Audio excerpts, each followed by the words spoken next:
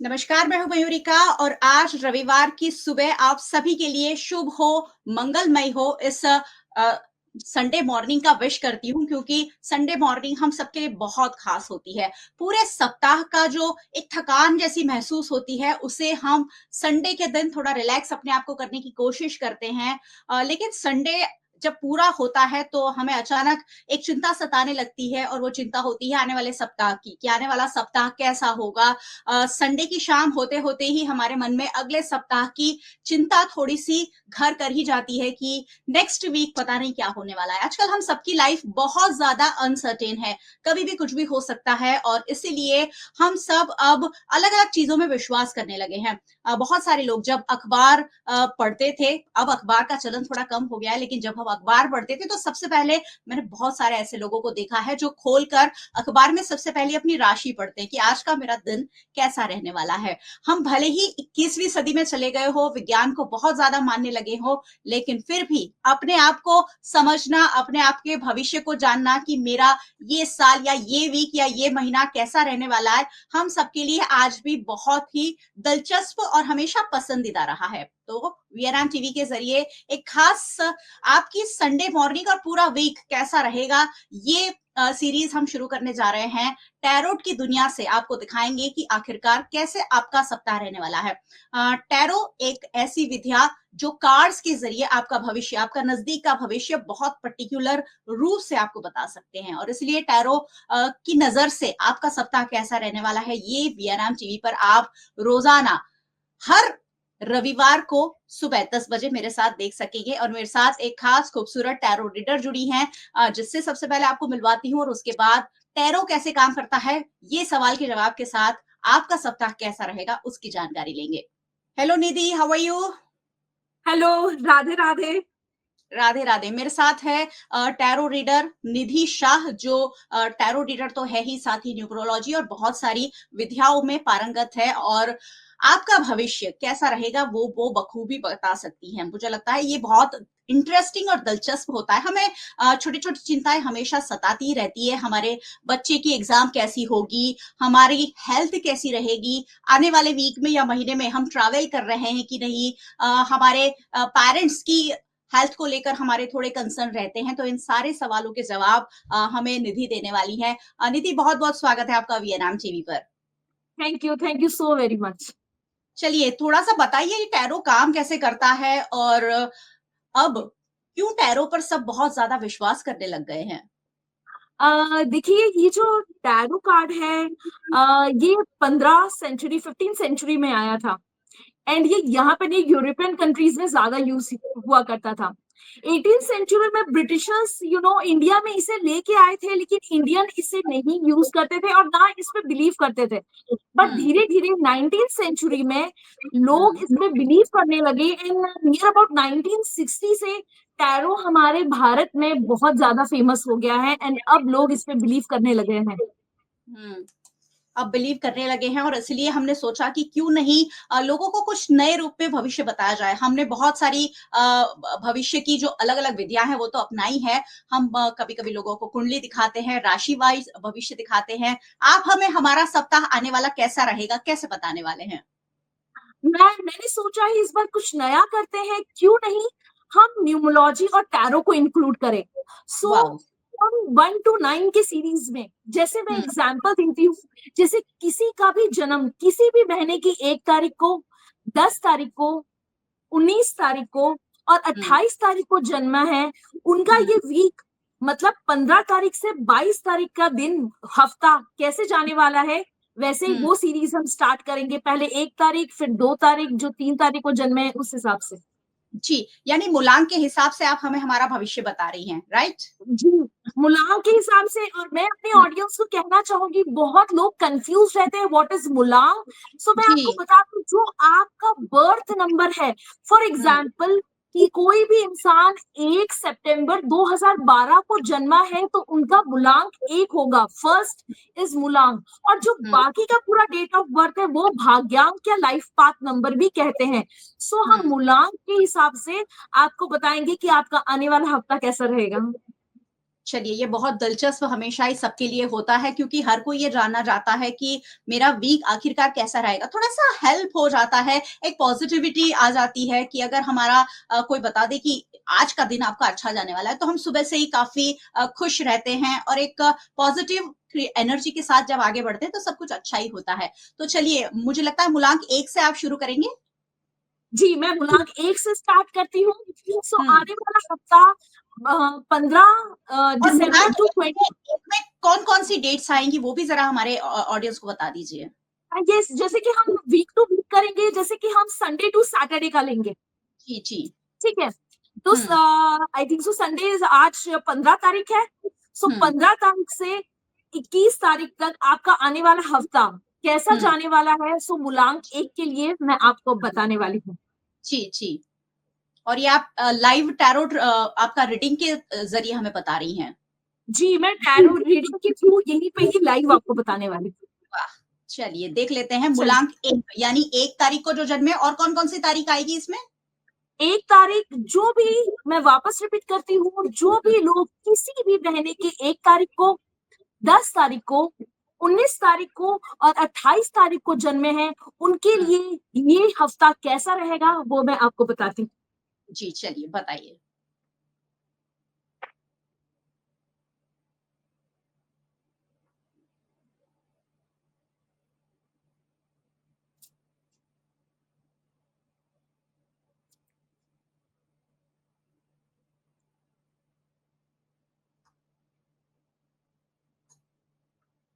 देखिए, हुँ, 3-4 चीज़ें मुझे दिख रही है आने वाले हफ्ते में। जी। थोड़ा-सा मैं कहूँगी अपनी हेल्थ का ध्यान रखें आप, थोड़ा-सा अच्छा। हेल्थ गड़बड़ दिख रही है मुझे। बाकी का मुझे ऐसा भी दिख रहा है कि पास्ट में कोई ऐसी चीज़ हुई है आपके साथ जो कि वापस यू विल फेस और उसके वजह से किसी से आपकी लड़ाई हो सकती है। सेकंड थिंग मुझे ये भी दिख रहा है कि कुछ अच्छी अपॉर्च्युनिटी भी आती हुई दिखती है। आप ज़रूर उसे ग्रैब करिएगा बिकॉज़ ये अपॉर्च्युनिटी मुझे बहुत अच्छी दिख रही है आपके लिए। So hmm, it's short not not in a very long way like कि आप अपने हेल्थ का ध्यान रखें। हुँ। किसी से कुछ अनबन हो सकती है, जो पुराना कुछ है वो निकल के आ सकता है एंड कोई नई अपॉर्च्युनिटी आती हुई दिखती है। जी। तो चलिए एक मूलांक वालों के लिए अच्छी भी खबर है और साथ में उन्हें थोड़ा ध्यान भी रखना है। 2 नंबर के मूलांक वालों के लिए कैसा रहेगा आने वाला सप्ताह? जी, जैसे कि मैं बता दूँ, जो भी लोग किसी भी महीने की 2 तारीख को, 11 तारीख को, 20 तारीख को और 29 मतलब 29 को जन्मे हैं, उनके लिए ये हफ्ता कैसा रहेगा, वो मैं आपको बताती हूँ।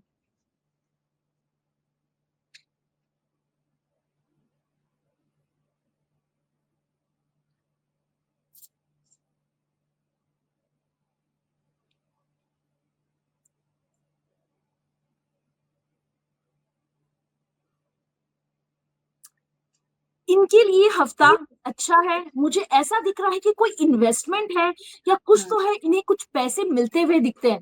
हो सकता हुँ, है कि कहीं अटका हुआ पैसा इन्हें वापस मिले, हो सकता हुँ, है कोई इन्वेस्टमेंट इन्होंने किया हो, उसके रिटर्न्स इनको मिले।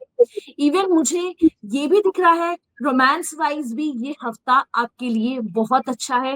हो सकता हुँ। है आप ट्रैवल भी करें, लेकिन एक चीज़ के लिए मैं ज़रूर आपको गाइड करूँगी, अगर आप ड्राइव करते हैं, राइड कर रहे हैं तो थोड़ा सँभल के रहिए। हो सकता है माइनर इंजरीज़ आ सकती है। दिसंबर का महीना वैसे भी बहुत अच्छा महीना माना जाता है, सर्दियों का महीना होता है और बहुत सारे लोगों की बर्थडेज़ भी इसी महीने आते हैं और ऐसे में आपको थोड़ी अच्छी खबर भी है और थोड़ी सँभालने की बात भी कह रहे हैं। चलिए 2 नंबर की बारी हो गई और अब बारी आती है मूलांक 3 वालों की। इसमें कौन-कौन से डेट्स आएँगे? मूलांक 3 मतलब जो भी लोग किसी भी महीने की 3 तारीख को, 12 तारीख को, 21 तारीख को और 30 तारीख को जन्मे हैं, वो लोग रूल होते हैं बाय जुपिटर प्लैनेट और इनका ये हफ्ता कैसे जाने वाला है, वो मैं आपको अभी बताती हूँ। हुँ,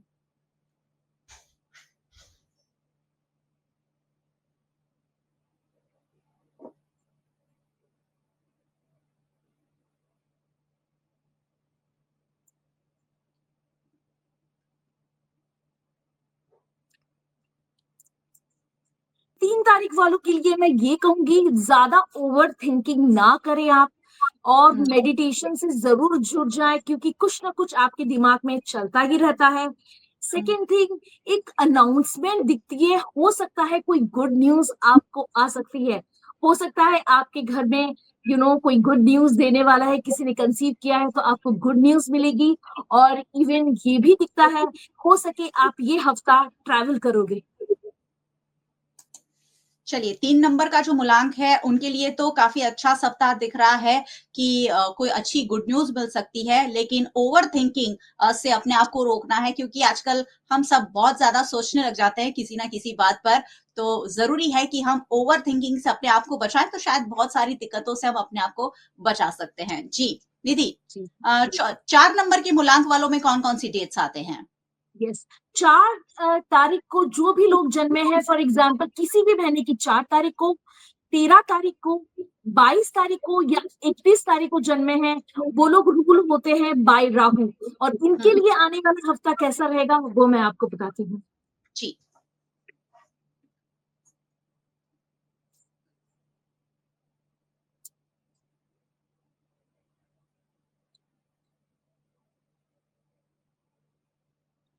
इनके लिए आने वाला हफ्ता अच्छा भी है और थोड़ा-सा बुरा भी है। मैं देख सकती हूँ इमोशंस को लेके, हो सकता है किसी से आप बहुत अटैच्ड हो जाए, बहुत पॉसेसिव हो जाए, तो हो सकता है उनसे आप नाराज़ हो जाए। सो मैं आपको यही कहूँगी कि जिससे आप प्यार करते हैं थोड़ा ट्रस्ट रखिए, इतना ओवर पॉसेसिव होने की आपको बिल्कुल भी ज़रूरत नहीं है। हो सकता हुँ। है अगर ओवर पॉसेसिव आप हो जाते हो तो ये लड़ाई भी हो जाए और उनसे रिश्ता टूट भी सकता है। सो आपके लिए यही गाइडेंस है, काम रहे, हड़बड़ में डिसीजन ना ले और थोड़ा-सा पेशेंस रखें आप। पॉज़िटिवनेस कभी भी अच्छी नहीं होती है किसी भी मूलांक वालों के लिए, लेकिन 4 वालों को ज़्यादा सँभालना है। चलिए 5 नंबर की जो मूलांक वाले लोग हैं, उनका आने वाला सप्ताह कैसा रहेगा? अब मैं ये बता दूँ 5 तारीख कौन, किसी भी महीने की कोई 5 तारीख को, 14 तारीख को या 23 तारीख को जन्मे हैं, वो रूल होते हैं बाय बुध प्लैनेट मर्क्यूरी। और इनका आने वाला हफ्ता कैसा रहेगा मैं आपको बताती हूँ। जी।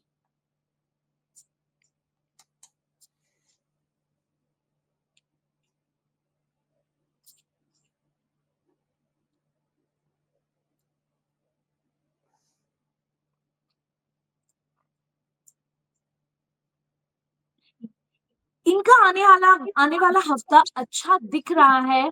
मुझे मनी रिलेटेड एक इश्यू दिखता है कि हो सकता है यू नो अ, खर्चे बढ़ सकते हैं, कोई अचानक से कोई एक्सपेंसेस आ सकता है इनके ये हफ्ते में। एंड इवन एक चीज और दिखता है, ये लोगों को तो बहुत मदद करेंगे, एडवाइस करेंगे, सलाह देंगे, लेकिन जहां तक इनकी बात आ गई ये है ना, बहुत अपने आप से डिससैटिस्फाइड रहेंगे कि क्यों ऐसा है, मैं अपनी ही मदद क्यों नहीं कर पा रही हूँ। सो इसके लिए मैं आपको एक ही चीज बोलूंगी, just go with the flow, जो आपके लिए हो रहा है वो अच्छा ही हो रहा है, ज्यादा स्ट्रेस ना ले। चलिए स्ट्रेस अच्छा नहीं है और इसीलिए 5 मूलांक वालों को तो ये ज़्यादा सोचकर ही रहना होगा कि आने वाले सप्ताह में आपको स्ट्रेस नहीं लेना है। चलिए 6 नंबर के जो सब लोग हैं, उनका सप्ताह क्या कह रहा है? जो भी लोग किसी भी महीने की 6 तारीख को, 15 तारीख को और 24 तारीख को जन्मे हैं, वो रूल होते हैं बाय वीनस प्लैनेट, शुक्र हुँ। प्लैनेट से। और इनका आने वाला हफ्ता कैसा रहेगा अभी बताती हूँ।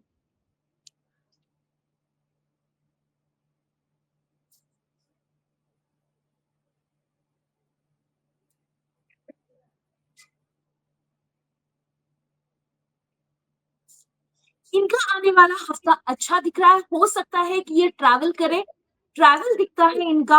और हुँ। एक चीज है, जब भी ये कभी ट्रैवल करने वाले होते हैं ना, ये उनका भी स्ट्रेस ले लेते हैं, शायद नींद ना आए ओवर एक्साइटमेंट की वजह से।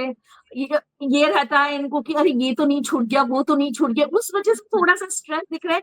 बट इनके लिए हफ्ता अच्छा है, बिकॉज ट्रैवल कर रहे हैं, बहुत एक्साइटेड दिख रहे हैं ये लोग। चलिए 6 नंबर का जिनका भी मूलांक है वो इस सप्ताह ट्रैवल कर सकते हैं। अच्छी खबर है, ट्रैवल करना हर किसी को पसंद होता है। 7 नंबर का मूलांक, वैसे ये मेरा भी मूलांक है तो मैं काफ़ी एक्साइटेड हूँ कि मेरा आने वाला सप्ताह कैसा रहने वाला है। नीति जी बताइए? यस, जो लोग किसी भी महीने की 7 तारीख को, 16 तारीख को और 25 तारीख को जन्मे हैं, उनके लिए ये आने वाला हफ्ता बताती हूँ कैसा रहेगा। हुँ।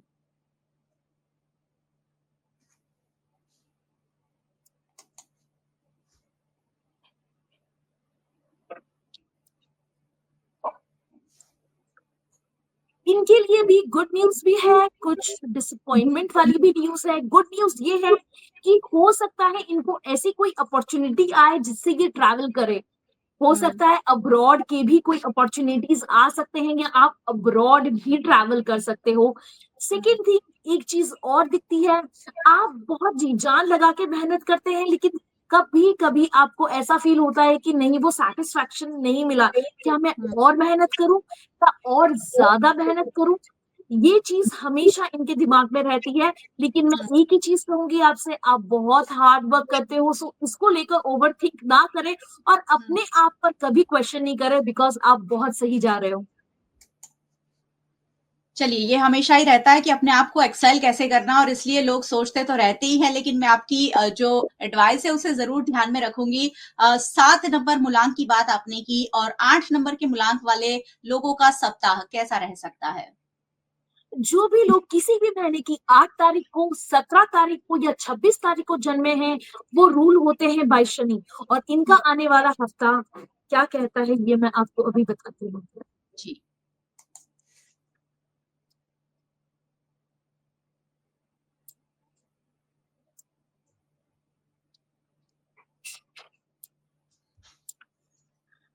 आने वाला हफ्ता मुझे अच्छा दिख रहा है, और थोड़ी सी अगेन एक डिसअपॉइंटमेंट वाली बात भी दिखती है। अच्छी बात ये है, हो सकता है आपकी कोई इंपॉर्टेंट मीटिंग हो या जो स्टूडेंट्स पढ़ाई कर रहे हैं उनके लिए गुड न्यूज हो।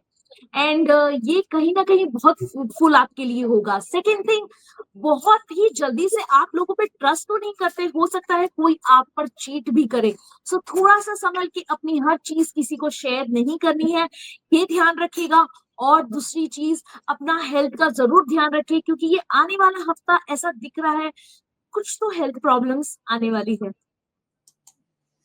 चलिए, जिनका भी 8 नंबर का मूलांक है वो थोड़ा-सा सँभल कर रहे, और अगर आपको पता चल जाए पहले से ही कि हो सकता है कुछ हेल्थ इश्यूज़ आएँ, तो हम काफ़ी अवेयर हो जाते हैं। हम ऐसा कुछ खाना नहीं खाएँ, हम ऐसे कोई मौसम में नहीं जाएँ, या अपने आप को सर्दियाँ हैं कवर्ड रखें। तो इस तरीके की छोटी-छोटी जो भी प्रिकॉशंस हम ले सकते हैं, लेते हैं जब हमें पता होता है कि कुछ हमारे साथ ऐसा हो सकता है। 8 नंबर का भाग्य आपने बताया, 9 नंबर का सप्ताह कैसा रह रहा है इस बार?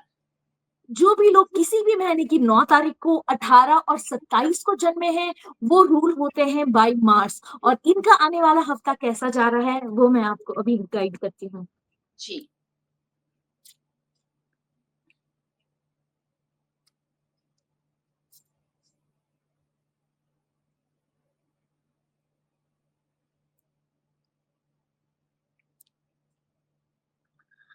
इनका ये आने वाला हफ्ता अच्छा दिख रहा है।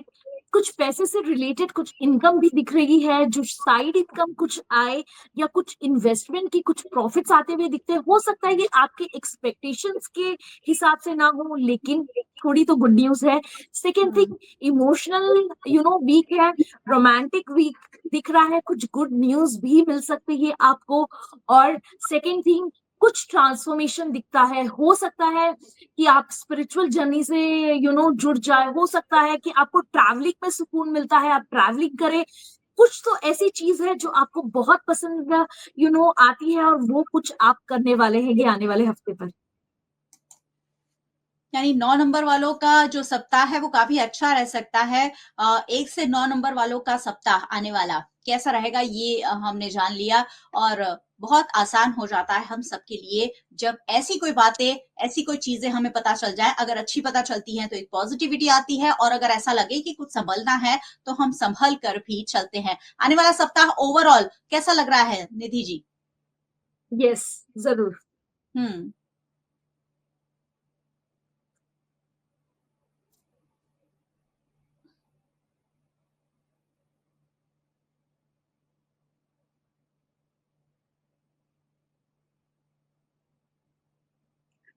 आने वाला हफ्ता ओवरऑल जनरल में बात करूं तो अच्छा दिख रहा है। एज आई सेड, ट्रांसफॉर्मेशन, तो ट्रांसफॉर्मेशन भी बहुत लोगों में दिख रहा है, लोग स्पिरिचुअल होते हुए दिख रहे हैं। इवन हुँ। मुझे ऐसा दिख रहा है कि लोगों को काफी अपॉर्चुनिटीज आने वाली है उनके लाइफ में। Overall it is a very good week. All the best to all. चलिए, ओवरऑल ये सप्ताह अच्छा जा सकता है। वैसे भी 2024 को अब हम अलविदा कहने जा रहे हैं और 2025 में हम जा रहे हैं। जब भी कोई साल विदा लेता है और नया साल आता है, नई उम्मीदों के साथ हम और 1 साल में आगे बढ़ जाते हैं। आप सब नई उम्मीदों के साथ 2025 में प्रवेश करें और हर रविवार को सुबह 10 बजे हम आपको आपका आने वाला सप्ताह कैसा रहेगा, ये वीएनएम टीवी पर बताते रहेंगे। निधि जी, क्या कहेंगे? लोगों को एक खास संदेश अगर कुछ देना चाहें? देखिए, बहुत लोग ऐसा कहते हैं कि चलिए गुड न्यूज़ तो मिल गई, व्हाट अबाउट बैड न्यूज़, कुछ अच्छी नहीं है, तो ये कहीं न कहीं आपके लिए आगाह है, एक अलर्ट है कि जैसे हुँ, मयूरिका जी ने भी कहा कि अगर आपको पता चल रहा है कि हेल्थ खराब हो रही है, तो आप प्रिकॉशन ले लोगे। अगर आपको पता चल रहा है कि शायद कोई एक्सीडेंट जैसी वाली चीज़ आ रही है, तो आप हुँ, ड्राइव थोड़ा-सा सँभल के करोगे। और अगर जैसे मैंने कहा स्टूडेंट्स के लिए अच्छा है, या कोई मीटिंग दिख रही है, तो सामने हुँ, वाला ज़रूर सोचेगा कि हाँ, रियली मेरी मीटिंग हुई है और ये हुँ, फ्रूटफुल होने वाली है, तो क्यों नहीं मैं इसका डिसीजन हाँ करके लूँ या पॉजिटिव वे में लूँ। सो कहीं न जी। कहीं टैरो से आपको बहुत हेल्प मिलती है। और अगर आपको और भी डिटेल में जानना है, तो मेरा कॉन्टैक्ट नंबर शायद आपको बायो लिंक में मिल जाएगा। जी, आपको स्क्रीन पर भी हम नंबर दिखा देते हैं कि अगर आपको ज़्यादा अपने भविष्य के बारे में कुछ जानना है, तो आप कैसे निधि शाह, जो सर्टिफाइड टैरो रीडर है, उनका संपर्क कर सकते हैं। निधि जी, हमारे साथ जुड़ने के लिए बहुत-बहुत शुक्रिया। Thank you. राधे-राधे। और ओके। बहुत-बहुत शुक्रिया और बहुत-बहुत शुक्रिया आप सभी व्यूअर्स का हमारे साथ जुड़ने के लिए। वैसे आपको क्यों नहीं जुड़ना चाहिए? जो बातें हमने बताई वो आपके लिए ही तो बताई है। आपका सप्ताह कैसा रहेगा, ये जानकर मुझे पता है कि आप में एक ज़रूर पॉज़िटिविटी ज़रूर आई होगी। आपके साथ-साथ आपके आस-पास के लोग जो सब जानना चाहते हैं कि मेरा भविष्य कैसा होगा, मेरा आने वाला सप्ताह कैसा होगा। तो इन सब के लिए वीएनएम पर हर रविवार सुबह 10 बजे आप ये खास प्रसारण देख सकेंगे, जहां टैरो के जरिए हम जानेंगे कि आपका आने वाला सप्ताह कैसा रहने वाला है। वीएनएम टीवी को आप यूट्यूब चैनल पर देख रहे हैं। हमारा चैनल अगर नए आए हैं तो जरूर सब्सक्राइब कर लीजिएगा, क्योंकि यहाँ हम ऐसी ही बातें करते हैं जो आपके लिए जानना बेहद जरूरी होता है। आप हमें फेसबुक पर देख रहे हैं, शेयर जरूर कीजिए। सिर्फ आपको थोड़ी भविष्य जानना है, सभी को, आपके आसपास के लोगों को, रिश्तेदारों को, फ्रेंड्स को, सभी को अपना भविष्य जानने में उतना ही इंटरेस्ट होता है। आप हमें ओटीटी प्लेटफॉर्म्स पर देख रहे हैं, डेली हंट, वोडाफोन टीवी, जियो टीवी और जियो टीवी फाइबर 498 नंबर के चैनल पर वीएनएम टीवी को रोजाना 24 घंटे लाइव देखा जा सकता है। देखते रहिए वीएनएम, जुड़े रहिए वीएनएम के साथ। नमस्कार।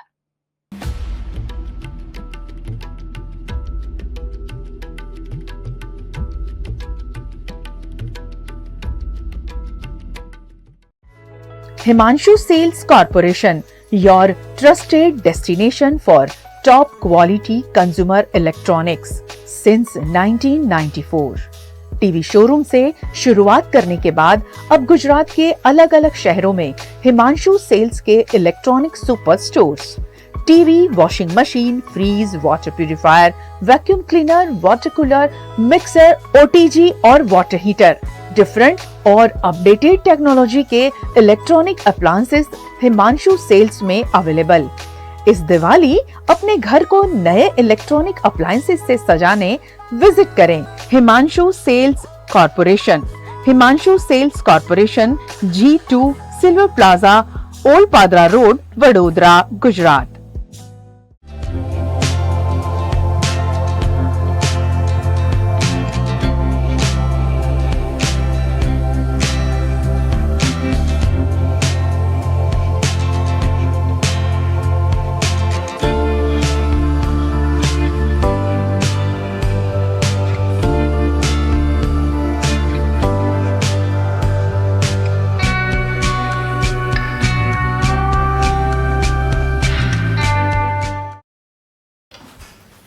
ठीक से साफ करो, ऊपर ऊपर से नहीं। VLDC मतलब बोरिंग लुकिंग। इसको साफ करके क्या फायदा? इतनी बेइज्जती। Switch to RR signature designer BLDC fans, जो बोरिंग लुकिंग नहीं, वेरी स्टाइलिश लुकिंग है।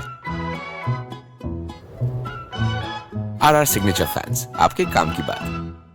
Every new year we take a new year resolution. New year resolution का मतलब होता है upgrading your life, which means upgrading your lifestyle and upgrading your living space. And that is why the best choice is Trilogy by Courtyard.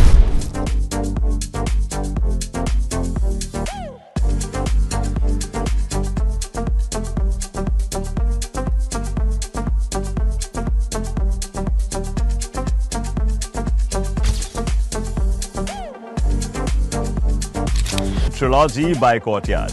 Finest architecture, world-class amenities, and a great space to live. Come check it out.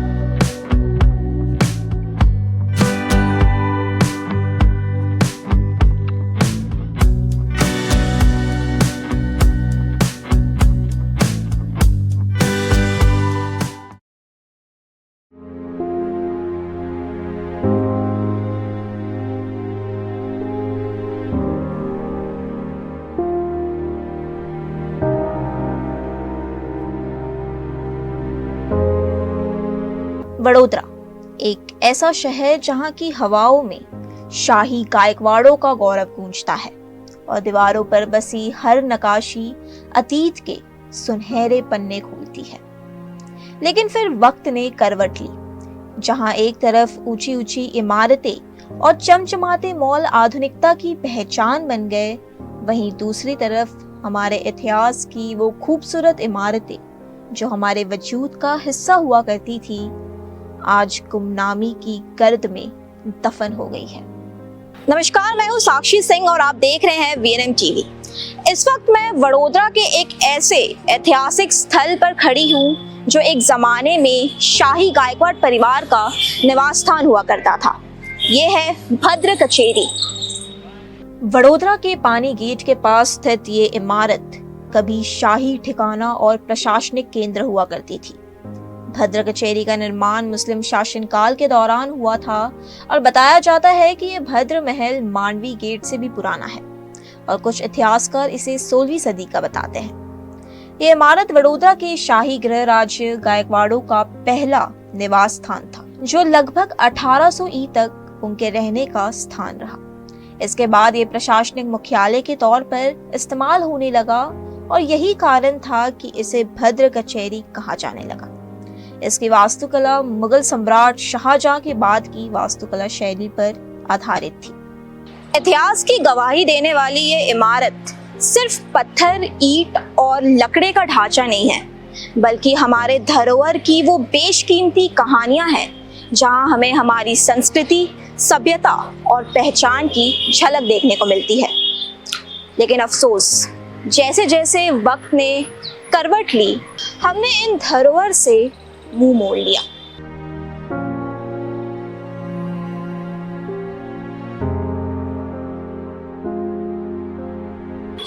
Vadodara शहर में bullet train का निर्माण होने वाला है और इसी के चलते आधुनिकता की रेस में हम इतनी तेजी से भाग रहे हैं कि हमने अपने इतिहास को ही पीछे छोड़ दिया है। आप मेरे पीछे देख सकते हैं कि ये जगह जो कभी वडोदरा शहर की शान हुआ करती थी, आज अपने अस्तित्व के लिए संघर्ष कर रही है।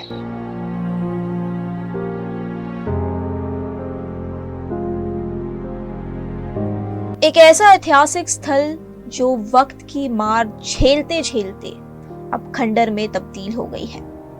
आप देख सकते हैं इस इमारत की स्थिति, जगह जगह से टूट चुकी दीवारें, गिरते फर्श और मटमैले रंग इसकी हालत को बयां करते हैं। ऐसा लगता है इन्हीं खंडरों में कहीं दबा हुआ वो इतिहास भी सिसकता है, जो कभी शान शहर था, अब बेबसी में दम तोड़ता है।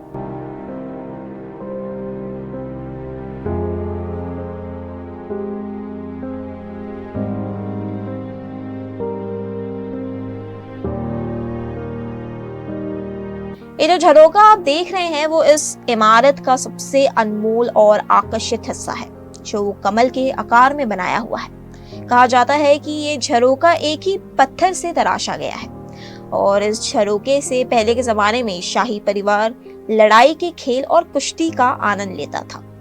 लेकिन अब ये झरोका समय और बारिश से प्रभावित होकर अपनी चमक खो चुका है। आधुनिकता की चकाचौंध ने हमारी नजरों को इतना चौंधिया दिया है कि हम अपने अतीत की इमारतों, उनके किस्सों और उनकी अहमियत को नजरअंदाज कर रहे हैं। भद्र कचेरी की स्थिति अब इतनी दयनीय हो चुकी है कि इसका पिछला हिस्सा मलबे के ढेर में बदल चुका है।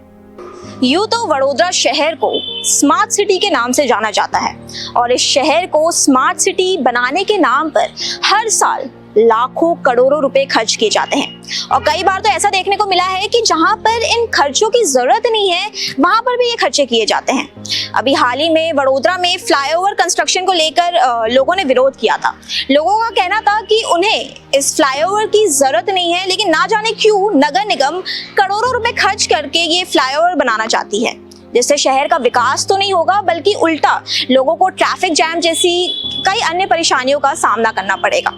अब सरकार का खर्चों को लेकर क्या कैलकुलेशन है वो तो सरकार खुद ही जानती है, लेकिन अब इस मुद्दे पर एक गंभीर सवाल ये उठता है कि जब हर साल कल्चर ऑफ मिनिस्ट्री के तहत ऐतिहासिक स्मारकों की संरक्षण के लिए सरकार के द्वारा फंड दिया जाता है तो वो फंड जाते कहाँ पर है?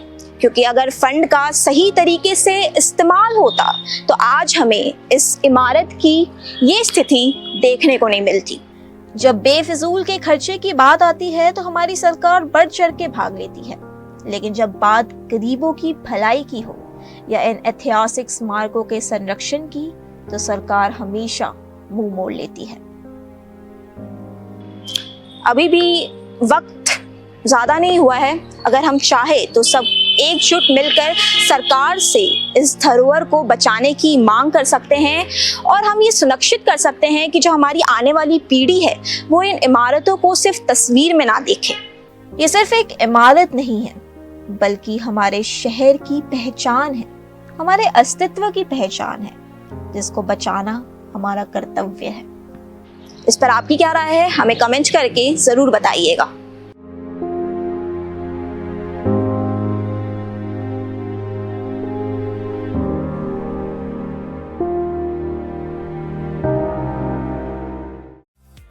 वडोदरा's बिगेस्ट क्रिसमस कार्निवल 20 दिसंबर शुक्रवार को।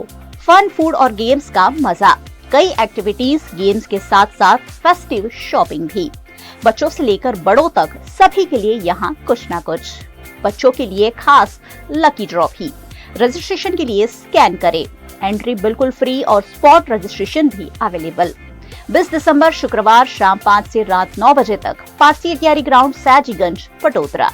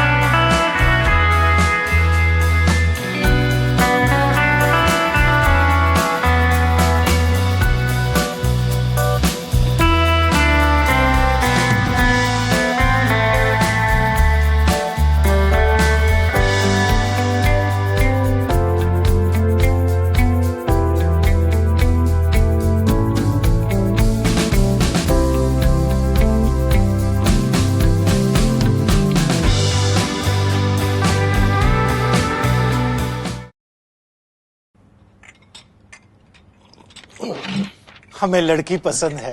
कुंडली भी मिलती है भैया। काफी हॉट है। कोने कोने में हवा नहीं पहुंच रही। Switch to RR signature Broadway fans with curve plates जो हवा पहुंचाए कोने कोने में। Feeling like a wow. RR signature fans, आपके काम की बात।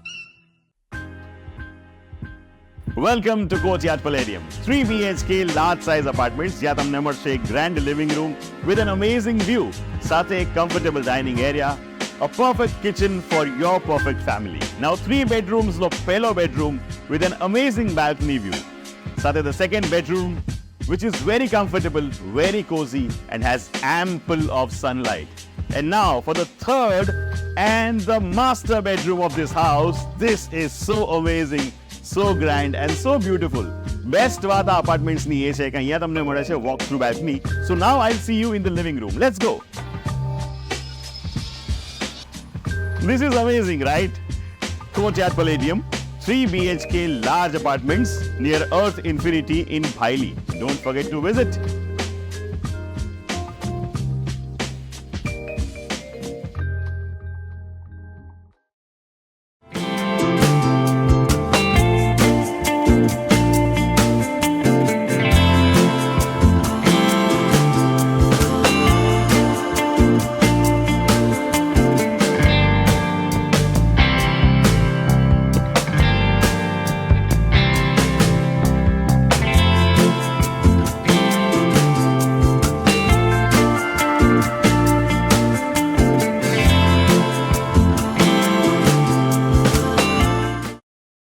जेंजी ने हर रिश्तों को और हर चीज को अलग अलग टर्म से डिफाइन किया है। अब रिश्ते नाते हो या कोई भी चीज, उसे एक रंग के रूप में भी वो पहचानने लगे हैं। जैसे एक समय था जब हम काले रंग को अशुभ मानते थे, हमें लगता था कि काला रंग किसी सैडनेस का प्रतीक है। लेकिन अभी अगर आप किसी से भी पूछेंगे तो ज्यादातर लोगों को अब ब्लैक कलर बहुत ज्यादा पसंद आने लगा है। चाहे पार्टी हो, चाहे कोई ओकेशन हो, वो ब्लैक कलर को एस्थेटिक मानते हैं, बहुत डिसेंट मानते हैं। खैर, ये सब अपनी अपनी सोच है और जनरेशन के साथ में हर सोच बदलती रहती है और ये चेंज हम सब जानते भी हैं और स्वीकार भी करते हैं। इसी तरह अब रिश्ते नातों को भी कलर के साथ में डिफाइन कर दिया गया है। आपने ये टर्म तो सुना ही होगा कि ये तो रेड फ्लैग है, ये तो ग्रीन फ्लैग है, और जिसका मतलब भी आप में से कई लोग जानते हैं। लेकिन कुछ ऐसे लोग जो सोशल मीडिया ज्यादा यूज नहीं करते, उन लोगों को मैं एक छोटा सा इंट्रो दे दूं कि ये रेड फ्लैग और ग्रीन फ्लैग आखिर है क्या। रेड फ्लैग, आज की जनरेशन इस चीज को डिफाइन करती है कि रेड फ्लैग यानी कोई ऐसा व्यक्ति जो टॉक्सिक है, जो प्यार करना नहीं जानता, जो किसी की केयर करना नहीं जानता और जो मैनिपुलेटिव हो जाता है। और ऐसे कई सारे टर्म्स जिसे हम बुरी आदतें, बुरा व्यवहार कहते हैं, उसे रेड फ्लैग में डाल दिया गया है। वहीं ग्रीन फ्लैग यानी कोई ऐसा व्यक्ति जो हमसे बहुत प्यार करता है, जो हमारी बहुत केयर करता है, जो बिना हमारे बताए चीजें समझ जाता है, अंडरस्टैंडिंग होता है, यानी जितने भी अच्छे गुण, उसे ग्रीन फ्लैग में डिफाइन कर दिया गया है। तो आज का जो डिस्कशन है ये बहुत इंटरेस्टिंग होने वाला है, क्योंकि हमारे साथ में जुड़ रही हैं क्लिनिकल साइकोलॉजिस्ट मृणाल आठले जी, जो हमें बताएंगी कि ये जो ग्रीन फ्लैग, रेड फ्लैग है, इससे हमारी मेंटल हेल्थ पर क्या असर होता है और ये किस तरह से कनेक्टेड है। तो सबसे पहले मैं स्वागत करूंगी मृणाल आठले जी का और शुरू करते हैं इसी सवाल के साथ में इस डिस्कशन को। बहुत बहुत स्वागत है मृणाल जी आपका हमारे बीएनएम टीवी के इस शो में। नमस्ते राजवी, मुझे बहुत अच्छा लगा कि बहुत सारे लोग सोशल मीडिया यूज नहीं करते हैं जी, और उनको पता चलना चाहिए, या फिर उनके जिंदगी में भी शायद रेड फ्लैग या ग्रीन फ्लैग है कि नहीं है, वो किसी और डेफिनेशन से बात करते होंगे, किसी और डेफिनेशन से डिवोर्स देते होंगे, रिलेशनशिप कट करते होंगे। ये हो सकता था या हो सकता है। तो मुझे अच्छा लगा ये टॉपिक जानकर कि रिलेशनशिप में रेड और ग्रीन फ्लैग का महत्व या फिर कैसे हैंडल किया जाता है, और मुझे चूज करने के लिए या मेरे साथ बात करने के लिए आपका बहुत बड़ा धन्यवाद है। जो हमने कहा रेड फ्लैग और ग्रीन फ्लैग, हमारे पास में आसपास ऐसे कई सारे लोग होते हैं, कई सारे रिश्ते होते हैं। सिर्फ ये रोमांटिक रिलेशनशिप की हम हर रिलेशनशिप के पर्सपेक्टिव से हम बात करेंगे कि इसका जो इम्पैक्ट है, हमारे साइकोलॉजिकल इम्पैक्ट हमें कैसे पड़ता है इसका। इम्पैक्ट पड़ना ये 100% हो ही सकता है, क्योंकि कोई ना कोई रिलेशनशिप का अपना अपना कंसिक्वेंसेस है, कोई ना कोई अपने इश्यूज है, प्रोस एंड कॉन्स है। और सबसे पहली बात, तो अगर हम इसको ऐसे समझते हैं कि रिलेशनशिप में बेनिफिट, तो ये फिर बिजनेस हो गया, मैं ऐसा समझती हूँ। इससे अच्छा हम ये कह सकते हैं कि जब भी कोई रिलेशन बनता है तो वो हम एक टिपिकल पोएटिक लैंग्वेज में ऐसा बोल सकते हैं कि दो दिल मिल रहे हैं, या फिर जो दो बंदे हैं जो इमोशन के साथ जुड़े हैं, और वहीं से रिलेशनशिप आगे वो तय करते हैं कि जैसे कोई बिलव्ड है, जैसे कोई हस्बैंड वाइफ है, जैसे कोई जो अरेंज मैरिज वाले जो भी बंदे हैं, या फ्रेंडशिप भी है, वो पहले जांचते हैं, परखते हैं। परखने से पहले तो ऐसा होता है कि वो लोग आसपास के लोगों से पूछते हैं कि इसका स्वभाव कैसा है। हम अभी तक के जनरेशन में ऐसा था कि हम कभी पूछते नहीं थे कि वो कितना कमा रहा है। हम अभी तक ऐसा ही पूछते थे कि स्वभाव कैसा है और घर कैसा है। जी। अब थोड़ा-सा ये जेन ज़ी में ये फ़र्क आया है कि लोग पूछने लगे हैं कि आप क्या कर रहे हो, क्या कमा रहे हो?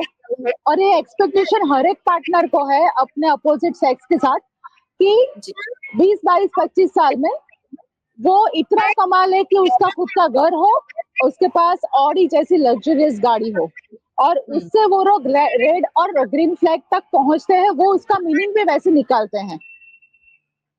हालाँकि ये ठीक नहीं है। जब हम साथ रहते हैं तब पता चलता है कि सामने वाले का स्वभाव कैसा है, सामने वाले को क्या पसंद, क्या नापसंद है। तो इम्पैक्ट पड़ना और इम्पैक्ट का जो समय अवधि होती है, वो हर एक की अलग-अलग। कोई 2 महीने में उससे फ्रस्ट्रेट हो जाएगा, कोई 2 साल में फ्रस्ट्रेट हो जाएगा और कोई पूरी ज़िंदगी उसके साथ गुज़ार देगा, वो फ्रस्ट्रेशन के साथ। जी। है ना? क्योंकि प्रायोरिटीज़ लाइफ़ की बहुत सारी दूसरी अलग-अलग भी है। राइट। अब ऐसे में कुछ ऐसे बिहेवियर्स जो हम बिल्कुल भी टैकल नहीं कर सकते हैं, जैसे अगर अपना करियर ग्रोथ हो रहा है, हम कहीं सक्सेस अचीव कर रहे हैं, तो अगर हमारा पार्टनर या हमारे फ्रेंड्स उस चीज़ को सपोर्ट नहीं करते हैं, उससे जेलस होते हैं, तो ये कहीं न कहीं एक मैनिपुलेटिव बिहेवियर भी हो जाता है। आपको कंट्रोल में रखना, ये सारी चीज़ें एक रेड फ्लैग का जो मैंने कहा कि इस जगह पे हम रखते हैं ऐसे रिलेशनशिप्स को। कई लोग ऐसे होते हैं जो इन बिहेवियर्स को इग्नोर कर देते हैं कि चलो ठीक है, जैसे आपने कहा कि कुछ लोग फ्रस्ट्रेशन के साथ में भी इसको चला लेते हैं। बट वो लोग जो चला लेते हैं, उनके ऊपर क्या साइकोलॉजिकल इम्पैक्ट हो सकता है? क्या बिहेवियर हमें देखने मिल सकता है? थोड़े-थोड़े साइकोलॉजिकल इश्यूज़ आना, थोड़े-थोड़े सोशल इश्यूज़ आना, पर्सनल इश्यूज़ आना, फिज़िकल इश्यूज़ आना, ये सारी दिक्कतें तो शुरू होती हैं क्योंकि हम कहीं पे एडजस्टमेंट करते हैं, कहीं पे कॉम्प्रोमाइज़ करते हैं। ये दोनों शब्द अलग है, लेकिन फिर भी क्योंकि ज़िम्मेदारी के साथ हमने वो रिलेशनशिप निभाना शुरू किया है, फॉर एग्ज़ाम्पल फ्रेंडशिप है तो हम शायद छोड़ भी दें, लेकिन जहाँ पे हस्बैंड वाइफ का रिलेशन है, जहाँ पे बॉयफ्रेंड गर्लफ्रेंड है, जहाँ पे वो अपने आगे के डिसीजन के लिए ट्राई कर रहे हैं कि हम इंटीमेट यानी हमें आगे लाइफ गुजारनी है, तो दोनों पार्टनर ये तय करना शुरू करें कि नहीं मैं ट्राई करूँगा या मैं ट्राई करूँगी, तो थोड़े से फ्रस्ट्रेशन या अग्रेशन इश्यूज़ आते हैं, अगर सामने वाला मैनिपुलेटिव है तो। लेकिन क्लैरिफिकेशन और ट्रस्ट, ऐसे हम जनरली ऐसा बोला जाता है कि अपनों के बीच क्लैरिफिकेशन नहीं देना चाहिए या नहीं होता है। लेकिन फिर भी जहाँ पे रिश्ते शुरू हो रहे हैं, नर्चर हो रहे हैं, वहाँ पे क्लैरिफिकेशन ज़रूरी है। क्योंकि एक दूसरे को इतना गहरी तरह से समझते नहीं है कि एग्ज़ैक्टली उसने ये बिहेव क्यों किया था, सोशली बिहेवियर ऐसा क्यों था या मेरे साथ ऐसा नहीं है और दूसरे लोगों के साथ ऐसा बिहेवियर क्यों आ रहा है, तो वो क्लैरिफिकेशन उस टाइम देना कभी-कभी ज़रूरी होता है। एक दफ़ा रिलेशनशिप बन गई फिर तो हर एक पार्टनर को पता है कि मेरा बंदा या मेरी बंदी ऐसी नहीं है, लेकिन क्योंकि एक्सटर्नल एनवायरनमेंट है जहाँ पे कहीं-कहीं हमें मास्क लेके जीना पड़ता है। राइट। तो थोड़ा-सा इश्यू आता है, लेकिन वो नर्चरिंग फेज़ में थोड़े से आपको करना पड़ेगा, अदरवाइज़ आप कॉम्प्रोमाइज़ कर लो या एडजस्टमेंट कर लो और हर एक नए रिलेशनशिप में आपको कहीं न कहीं थोड़े लेवल पर या बड़े लेवल पर कॉम्प्रोमाइज़ एडजस्टमेंट के साथ खुशियाँ होती है। जैसा आपने कहा कि कुछ रिश्ते ऐसे हैं जिन्हें हम ज़िंदगी से निकाल नहीं सकते। अगर मान लीजिए कि हस्बैंड ऐसा है, वाइफ ऐसी है, तो हम एक बार एक थॉट ले आते हैं कि जब एक डिवोर्स बहुत आसान हो गया है लोगों के लिए, तो वो एक ऑप्शन लोगों के मतलब रह जाता है। माता-पिता का तो कोई के साथ में है, लेकिन जो पार्टनर हम चूज़ करते हैं, अभी रोमांटिक एंगल में हम बात कर रहे हैं कि पार्टनर जब हम चूज़ करते हैं, तो स्टार्टिंग में हर कोई जेन्युइन बनने की कोशिश करता है। हर कोई कहता है कि I am a green flag, मतलब मैं बहुत अच्छा इंसान हूँ। तो ऐसे में कैसे डिफरेंशिएट करें कि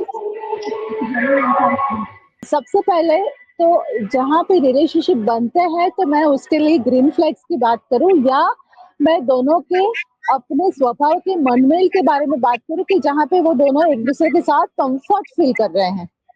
मैं ग्रीन फ्लैग को कंफर्टनेस की डेफिनेशन में डालना चाहूंगी कि जहाँ पे ट्रस्ट है, सबसे पहला ट्रस्ट, क्योंकि आपने जहाँ पे रिलेशनशिप रखा है उसके साथ आपको ट्रस्ट है तो ही आप उसके लिए आगे सोच रहे हो। कम्युनिकेशन, ट्रस्ट ट्रस्ट तभी आएगा कि जब आप उसके साथ बैठे हैं, बात किया है, कहीं एडवाइस कंडीशन में भी आपने उसका साथ दिया है। साथ देना दैट मीन्स नहीं फिजिकल टच होना या फिजिकली साथ होना ये जरूरी नहीं है। कहीं मेंटली और इमोशनली सपोर्ट भी उतना ही साथ का मतलब होता है। जी।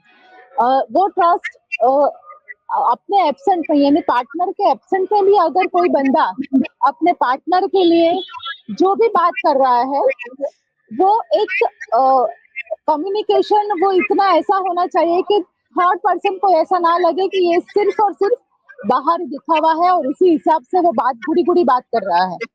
क्योंकि मैं ऐसा समझती हूँ कि या मैं ऐसा जानती हूँ कि अगर मैंने किसी एक को अपने लाइफ में आने दिया है या मैंने चूज किया है तो मैंने उसकी सारी गलतियां सारे माइनस पॉइंट के साथ मैंने उसको एक्सेप्ट किया है। फिर बाहर हर बार वो माइनस पॉइंट को दिखावा करना या मुझे नहीं पता था या तू ऐसा कर रहा है तू ऐसे कर रही है, ये ना चले। क्योंकि हर एक बंदे में आप जैसे बोल रहे हो हर एक बंदे में कुछ ना कुछ कमियां हैं और वो तो रहेगी। हम ईश्वर नहीं है। राइट। तो हाँ, एज अ ह्यूमन बीइंग हम अलग अलग सिचुएशन में अलग अलग बिहेव करते हैं। हमारा बिहेवियर किसी और के लिए दिक्कतें पैदा कर भी सकता है, हम नहीं चाहते हैं कि वैसा हो, लेकिन फिर भी कहीं ना कहीं किसी और को गलतफहमी होना, किसी और को दुख लगना, ये कहीं कहीं कभी कभी पॉसिबल होता है। और हम अपने बिहेवियर को कभी वैलिडेट नहीं करते नॉर्मल सिचुएशन में कि हाँ मैंने कर लिया तो अब दूसरे किसी को गलत लगा या गलत फहमी लगी या मन दुख हुआ तो हम इंटेंशनली तो कुछ नहीं करते हैं। तो हो सकता है कि कभी ना कभी वो इश्यू आए, लेकिन वो इतना ओपनली माइंडेड जो होना चाहिए बंदा या बंदी, वो इतना ही जरूरी है। मैं ग्रीन फ्लैग्स की बात कर रही हूँ। थर्ड है कम्युनिकेशन। जहाँ कम्युनिकेशन है वहां आप पूरी दुनिया जीत लोगे। तो आप जहाँ आपकी फैमिली है, आपके डिस्टेंस रिलेशनशिप है, आप का नर्चर हो रहा है वो रिलेशन और आपका ओपनली आपने कम्युनिकेट कर लिया है या व्हाट्सएप पर या इंस्टा पर या रूबरू या वीडियो कॉल पर, कहीं पे भी आपका कम्युनिकेशन कंटिन्यू है, तो हो सकता है कि आपको वहां पे रेड फ्लैग्स ना दिखे। लेकिन हाँ, मैं यहाँ पे ये भी बोलना चाहूंगी कि कम्युनिकेशन ऐसा भी होना चाहिए कि तै सू खाधू ने मैंने क्या खाया और तू कहाँ है, मैं वहां हूँ, या तुझे ये नहीं करना चाहिए था, ये कम्युनिकेशन नहीं है। ये फिर वापस से आप उसके डेवलपमेंट या उसका जो भी विकास है उसमें आप बाधाएं डाल रहे हो। और आज जेन ज़ी तो ये भी समझती है और ये जानती है कि दोनों पार्टनर को काम करना पड़ेगा, दोनों के अपने अपने गोल्स है लाइफ के लिए, अपने अपने कोई ना कोई उसने अपने प्रायोरिटीज रखी है रिलेशनशिप के अलावा, तो वहां पे भी उसको उतना ही टाइम देना है जहां पे रिलेशनशिप में वो दे रहा है। राइट। तो कम्युनिकेशन अगर जितना क्लियरली हो जाए उतना ज्यादा अच्छा। वही कम्युनिकेशन इज द की वो सभी Yes. रिलेशनशिप मायने रखती है। मायने रखता है, एग्जैक्टली मायने रखता है। तो बाउंड्रीज हमें अगर पता है कि मेरी क्या बाउंड्रीज है, मेरी कहाँ लिमिट है कि मैं क्या नहीं कर सकती या मैं क्या कर सकती हूँ, ये हमें हमारा और पार्टनर दोनों का हमारा म्यूचुअल अंडरस्टैंडिंग और अवेयरनेस है तो हम जिंदगी भी जीत जाएंगे रिलेशनशिप का, तो हम फिर वो मेड फॉर ईच अदर वाली फीलिंग आएगी। जैसे हम कहते हैं कि घर का होम मिनिस्टर तो वाइफ होती है, बाहर के कोई काम है तो हस्बैंड करेगा, तो ये कभी ना कभी ऐसा होता है कि हस्बैंड वाइफ ने तय कर लिया है कि घर मैं देखूंगी, घर के बाहर के सारे काम तुम देखोगे। तो ये बाउंड्रीज तय है उनकी, या इकोनॉमिकल या सोशल या इमोशनल व्हाटएवर। वैसे ही अगर क्लैरिफिकेशन में मैं बोलती हूँ, जैसे कि मैंने बोला कि क्लैरिफिकेशन कहाँ देना है कि जो हमें पता है कि मेरे अपने कभी मुझे क्लैरिफिकेशन मांगेंगे नहीं, लेकिन हाँ दुनिया को तो क्लैरिफिकेशन देना ही है, वो भी डेफिनेट है, क्योंकि हम सिर्फ घर में काम नहीं करते और घर में बैठे नहीं रहते हैं। कोई भी पार्टनर तो अगर हस्बैंड कमा रहा है तो उसको भी बाहर जाना है, वाइफ को कहीं ना कहीं तो वो भी आंसरेबल है। तो और जो भी गर्लफ्रेंड बॉयफ्रेंड वाले जो भी अभी BFF और GFF चल रहा है, उसमें भी यही इश्यू आ रहा है कि वो घर पे बोले क्या, बाउंड्रीज में अगर उसको पता ही नहीं है कि बाउंड्रीज को पता ही नहीं है उसको कि मुझे घर पे क्या बोल के निकलना है। झूठ डेफिनेटली सबको पता है कि वो झूठ बोल के ही निकलने वाले हैं, लेकिन वो बाउंड्रीज में वहां जाके वो स्ट्रेस में है कि मैंने घर में ऐसा कुछ बोला नहीं था और मुझे 2 घंटे ज्यादा हो गए। तो वही वापस की जो दूसरा पार्टनर है वो उसको संभाल ले या उसको पहले लेने आए, ले जाने रखे। तो दूसरा बंदा अगर उसके लिमिटेशन को समझ रहा है, दूसरा बंदा अगर उसके हर्डल्स को समझ रहा है कि ये पॉसिबल या मुमकिन है, तो आधी प्रॉब्लम वैसे ही सॉर्ट आउट हो जाती है। राइट। तो शायद ऐसा हो सकता है कि वो ज्यादा वेट कर ले या कम, जैसे छोटे बच्चे या जो भी टीनेजर्स या एडल्ट वाले जो लेट टीनेजर्स वाले हैं कि जिनका रिलेशनशिप इश्यूज इसी बारे में रहता है कि आप मुझे मिलते नहीं हो, मेरे साथ टाइम स्पेंड नहीं करते हो या बहुत कम टाइम स्पेंड है। तो वही है ना कि दोनों जो पार्टनर्स है वो समझे कि टाइम दे कितना देना है, इससे अच्छा कितना क्वालिटी टाइम स्पेंड करना है। जी। क्वालिटी टाइम में स्पेंड करना का मतलब ये नहीं है कि आप फिजिकली एक हाथ में हाथ रख के बैठ रहो, लेकिन फ्यूचर के बारे में या पॉजिटिव फ्यूचर के बारे में सोचना शुरू करो, या जो भी इश्यूज आ रहे हैं उसको दोनों मिलके कितना सॉर्ट आउट कर सकते हैं उस पर फोकस हो जाए। तो हम उसके उस डेफिनेशन हर एक की क्वालिटी टाइम का अलग अलग हो सकती है, लेकिन रिजल्ट तो वही है ना कि दोनों को ये समझ आए कि हम दोनों ने सेटिस्फाइंग टाइम स्पेंड किया या हम दोनों को अच्छा लगा। राइट। ये सारी वो चीजें बहुत इम्पोर्टेंट है और वो मेमोरी बननी चाहिए। या फिर हम दोनों अगर बैठ के बातें कर रहे हैं और बैठे हैं और दोनों अपने मोबाइल में व्यस्त है या इंस्टा पर कुछ स्टोरी रख रहे हैं, तो वो क्वालिटी स्पेंड टाइम नहीं होगा। या वैसे हो सकता है कि वो कंप्लेंट दोनों की तरफ से रहेगी, तू तो मोबाइल पर आप तो रहते हो, या आप तो अपने काम में रहते हो, या आप तो अपना ऑनलाइन चलता रहता है आपका काम। दोनों का ये होना चाहिए कि जहाँ पे जब टाइम दे रहे हो तब 100% वो आप एक दूसरे के साथ टाइम स्पेंड करो इमोशनली। ये यानी मैंने जैसे बात किया टाइम स्पेंड के बारे में कि क्वालिटी टाइम स्पेंड करना यानी वो मेमोरीज में मेमोरी क्रिएट करनी होती है। दूसरे बहुत सारे इश्यूज है जहाँ पे हम एक्सेप्ट करते हैं कि हर एक जो बंदी जो भी है उसके लिमिटेशन के साथ बार्बी डॉल या फिर सपनों के राजकुमार नहीं आएगा, या बॉलीवुड हिस्ट्री या बॉलीवुड लाइफ वो रियलिस्टिक नहीं है। रियलिटी ये है कि मुझे उसके माइनस पॉइंट के साथ उसके गुस्से हाँ शक नहीं होना चाहिए, डेफिनेटली जेलसी नहीं होना चाहिए एक दूसरे के प्रोग्रेस में, डेफिनेटली कम्युनिकेशन गैप नहीं होना चाहिए। जी, ये कुछ चीजें डेफिनेटली अगर हम ध्यान रखेंगे तो काफी रिश्ते सुधर जाएंगे, हर एंगल से हर रिश्ते सुधर जाएंगे, ये बात तो है। तो कहीं ना कहीं आपने अपना माइंड क्लियर कर दिया है लोगों का, क्योंकि आजकल जो है लोग इन्होंने ये डिफाइन करके रखा है कि ये ऐसा ही है, रेड फ्लैग यानी कि काफी जल्दी वो है ना कि अभी गिव अप करना बहुत ज्यादा हो गया है कि ठीक है ये मेरे हिसाब से वैसा इंसान नहीं है, एक क्वालिटी ऐसी है जो मुझे नहीं पसंद है, भले बाकी 2-3 क्वालिटीज वैसी हूँ जो मुझे पसंद है, बट उस एक क्वालिटी की वजह से क्योंकि मैंने उसको डिफाइन कर दिया that he is a red flag, तो I will leave him. Doesn't matter कि वो बॉयफ्रेंड है, हस्बैंड है, कोई भी इंसान है, हम छोड़ देते हैं। आजकल वो एक तरीका है, तो वो एक माइंड क्लियर होना बहुत जरूरी है जो आपने आज काफी दर्शकों का किया है एंड आई होप कि उन्हें ये बातें भी समझ आएंगी क्योंकि बहुत जरूरी है इन बातों को समझना, क्योंकि जैसा मैंने कहा कि गिव अप कल्चर हो गया, कैंसिल कल्चर हो गया कि हमारे हिसाब से तो है ही नहीं, सही नहीं है। डजंट मैटर हम अपने आप पर ध्यान दें या ना दें। तो मैं चाहूंगी कि एक आखिरी टिप जो आप हमारे चाहेंगे, जो भी हर रिश्तों लिहाज से खास के करिए लिए पार्टनरशिप का ज्यादातर क्योंकि जैसे मैं मेंटल हेल्थ फील्ड में हूँ और मैंने ये मेरा अपने लाइफ का मोटो या मेरा बिहेवियर पैटर्न भी यही है, तो मैं ज्यादातर यही बोलती हूँ क्योंकि मेरे पास भी रिलेशनशिप काउंसलिंग वाले या कॉन्फ्लिक्ट्स वाले बहुत केसेस आते हैं, डिवोर्स वाले केसेस।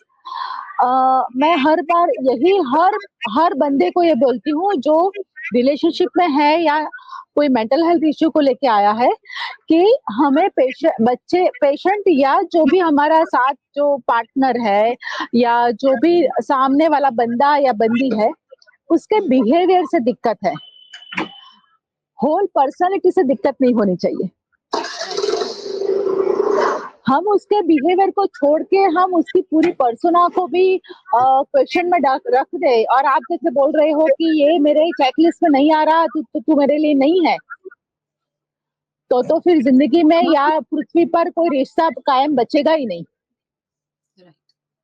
और जैसे शॉकिंग सरप्राइज ये है कि सेशन कोर्ट्स में बड़ौदा में भी ऐसा चल रहा है कि आपको 85% अभी कोविड के बाद डिवोर्स केसेस बढ़ गए हैं।